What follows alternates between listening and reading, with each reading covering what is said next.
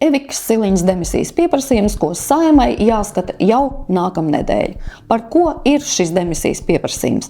Par migrāciju, par to, ka Latvijai faktiski būs jāuzņem bēgļi, par to, ka Rail Baltica projekts ir bezatbildīgi politiski uzraudzīts, un par to, ka Latvija Eiropas Savienībā ir nonākusi faktiski pēdējās vietās ekonomiskās attīstības rādītājos.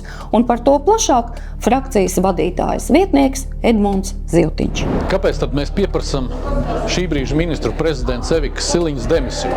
Proti, mūsu skatījumā ir ļoti svarīgs jautājums saistībā ar migrāciju, ar nelikumīgo migrāciju. Un šī brīža ministra kabinets nav izpildījis mājas darbus, nav izdarījis visu, lai Latvijai nevajadzētu uzņemt šos te migrantus. Un kādā mēs esam situācijā? Situācija ir sekojoša. Tātad Eiropas Savienība mums uzspiedīs tik daudz migrantus un tādus migrantus, kā viņi grib. Un ja Latvija negribēs šos te migrantus uzņemt, tad par katru šo te nelegālo migrantu Latvijai vajadzēs maksāt izlīdzināšanas fondā 20 000 eiro.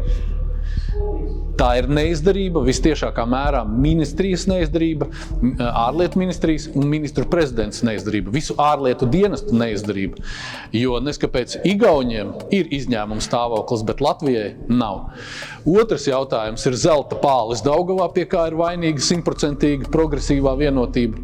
Un trešais ir vispārējais ekonomiskais fonds, kas šobrīd ir. Latvija ir nabadzīgākā valsts Eiropā.